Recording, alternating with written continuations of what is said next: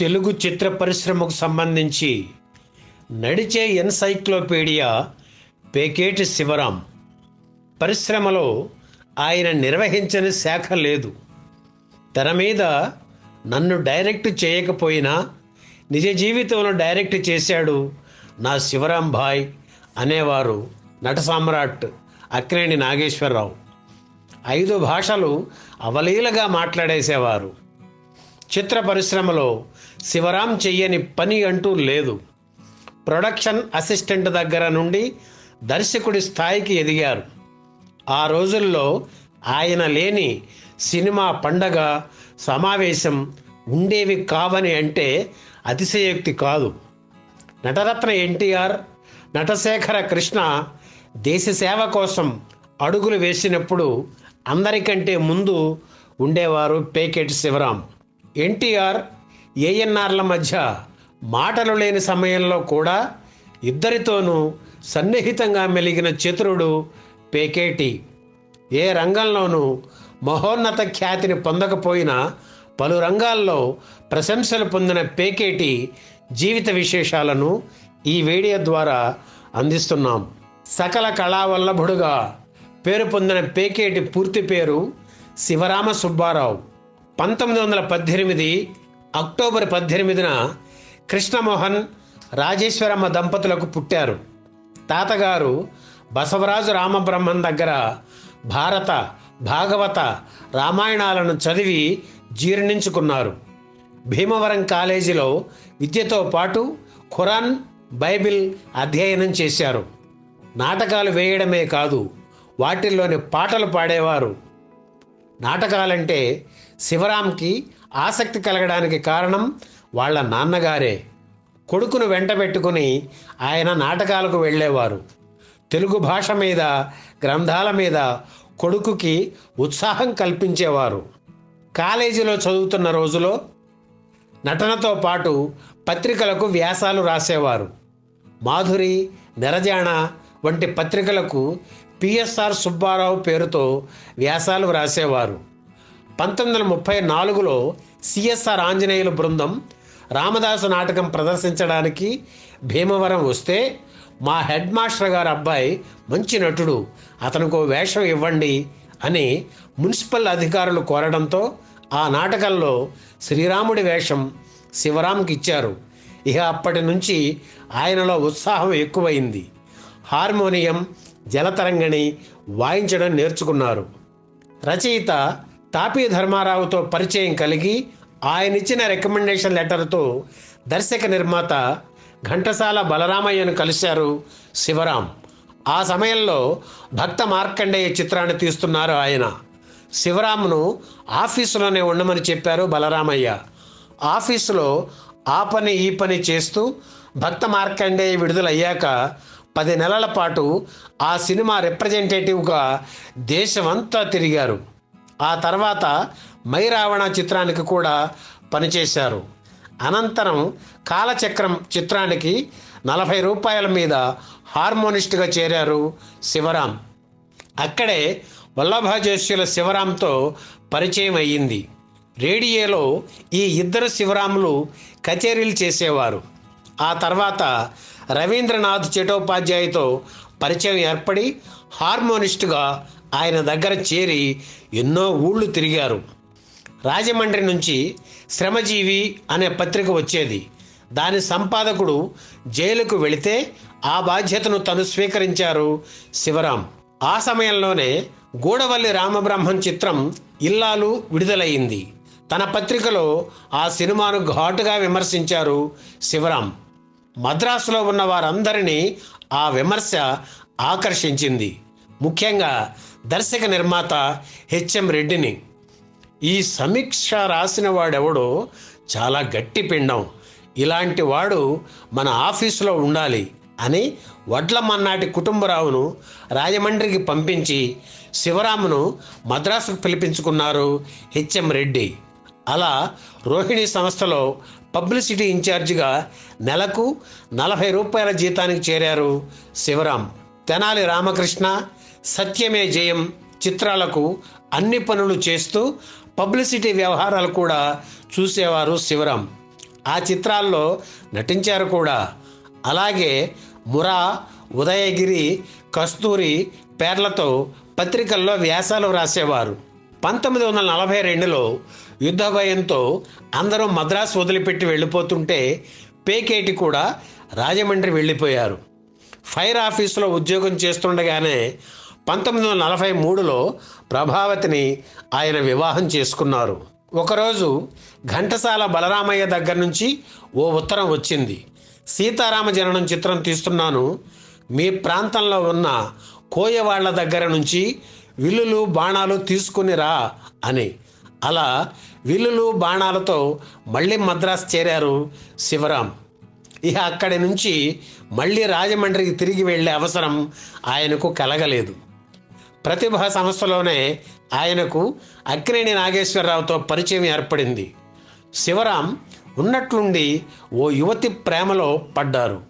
ఈ వ్యవహారం ముదిరిపోతుందని గ్రహించిన బలరామయ్య ఆయన్ని కొల్హాపూర్ పంపించారు. అక్కడ పి. పుల్లయ్య దర్శకత్వంలో మాయా మశ్చంద్ర చిత్రానికి ప్రొడక్షన్ మేనేజర్గా పనిచేశారు.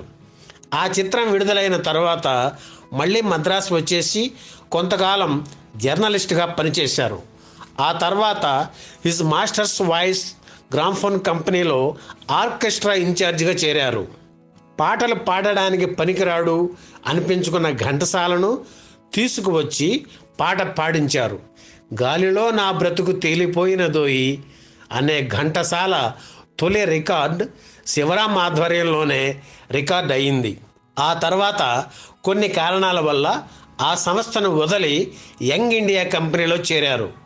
1946లోనే పేకేటి దర్శకుడిగా తొలి ఛాన్స్ వచ్చింది. నటి మాలతి మరికొందరు కలిసి తమిళంలో జయంత జయపాల చిత్రాన్ని తీయాలని నిర్ణయించుకొని శివరాంను దర్శకుడిగా ఎన్నుకున్నారు. 6 పాటలు రికార్డింగ్ కూడా చేశారు.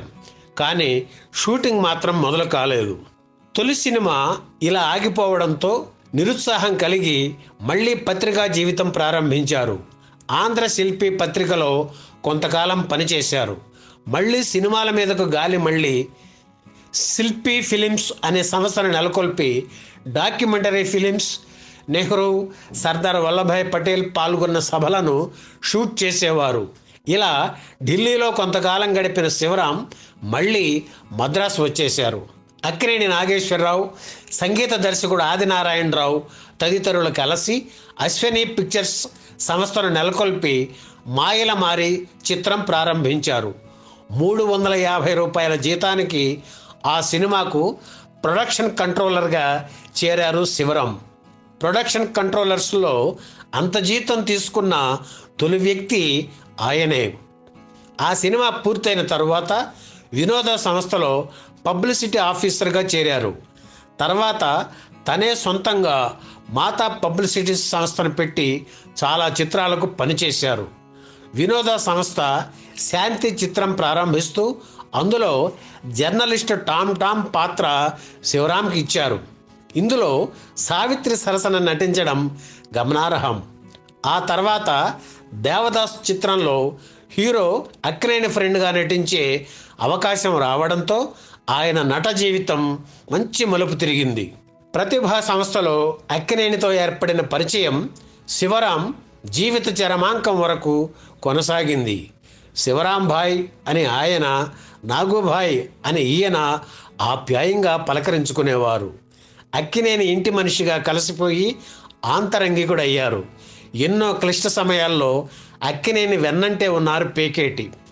60 చిత్రాలు పూర్తయ్యాక తన నిర్మాతలకు కృతజ్ఞతలు చెప్పుకోవడానికి ఒక సభను అక్కినేని నిర్వహిస్తే దాని వెనుక ఉండి నడిపించింది శివరామే.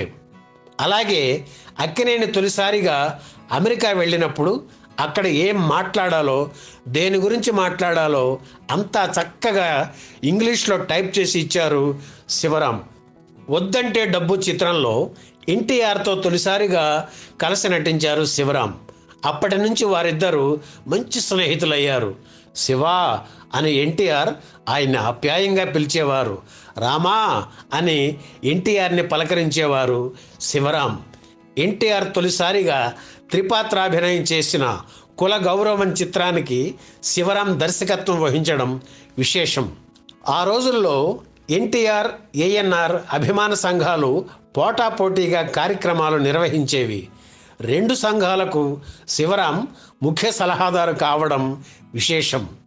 రాజనీతిజ్ఞుల తరహాలో అభిమానుల సభలను విజయవంతంగా నిర్వహించేవారు పేకేటి. చిరంజీవులు, పెళ్లినాటి ప్రమాణాలు, వెంకటేశ్వర మహాత్మ్యం, పెళ్లి సందడి, అనార్కలి, సువర్ణ సుందరి, మాంగళ్య బలం వంటి 100కు పైగా చిత్రాల్లో శివరాం నటించారు. లవకుశ చిత్రానికి నిర్మాణ వ్యవహారాలు చూస్తున్న సమయంలో కమల కుమారితో పరిచయం ఏర్పడటం, ఆమెను భార్యగా స్వీకరించడం జరిగాయి. ఆమె పేరును జయంతిగా మార్చి మంచి నటీమణిగా తీర్చిదిద్దారు. ఆ తర్వాత కొంతకాలానికి వీరిద్దరూ విడిపోయారు. తెలుగులో కృష్ణంరాజు హీరోలుగా భలే అబ్బాయిలు చిత్రాన్ని రూపొందించారు. కన్నడంలో రాజ్ కుమార్ నటించిన 7 చిత్రాలకు, తమిళంలో ఎంజీఆర్ నటించిన చిత్రానికి కూడా శివరాం దర్శకత్వం వహించారు. 1975లో గీతను 3వ వివాహం చేసుకున్నారు పేకేటి. శివరాం సంతానం విషయానికి వస్తే మొదటి భార్య ప్రభావతి వల్ల 4 కుమారులు, 4 కుమార్తెలు కలిగారు. వారిలో పేకేటి రంగ కళాదర్శకుడిగా రాణించారు. పేకేటి అల్లుడు త్యాగరాజన్ హీరోగా, విలన్గా ఎన్నో చిత్రాల్లో నటించారు. ఆయన తనయుడు ప్రశాంత్ కూడా హీరోగా తమిళ, తెలుగు చిత్రాల్లో నటించారు. శివరాం, జయంతి దంపతులకు 1 కుమారుడు బెంగళూరులో ఉన్నారు. 3వ భార్య గీతకు కూడా 1 కుమారుడు. జీవితమంతా హుషారుగా, హాయిగా గడిపేసిన శివరాం 2006 డిసెంబర్ 30న కన్నుమూశారు. ఈ వీడియో మీకు నచ్చితే లైక్ చేయండి, షేర్ చేయండి, వెంటనే సబ్స్క్రైబ్ కూడా చేయండి.